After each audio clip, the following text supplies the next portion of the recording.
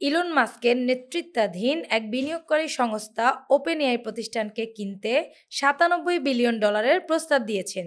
সোমবার স্থানীয় সময় প্রকাশিত মাস্কের দরপত্রটি স্টার্টআপটির ভবিষ্যৎ নিয়ে ওপেনএআই এর সিইও স্যাম অল্টম্যানের সাথে দীর্ঘস্থায়ী দ্বন্দ্ব আরও বাড়িয়ে তুলতে পারে। এক প্রতিবেদনে কাতার ভিত্তিক সংবাদ মাধ্যম আল জাজিরা এ তথ্য জানায়। প্রতিবেদনে বলা হয়, চ্যাটজিপিটির মাদার কোম্পানি ওপেনএআই কেনার প্রস্তাবের জবাবে মাস্কের সামাজিক যোগাযোগ মাধ্যম এক্স এ অল্টম্যান বলেন, না ধন্যবাদ, তবে আপনি চাইলে আমরা টুইটার $9.74 বিলিয়ন কিনে নিতে পারি। এই প্রস্তাবটি ইলন মাস্ক এবং ওপেনএআই এর সিইও স্যাম অল্টম্যানের মধ্যে দীর্ঘদিনের বিরোধের নতুন এক অধ্যায়।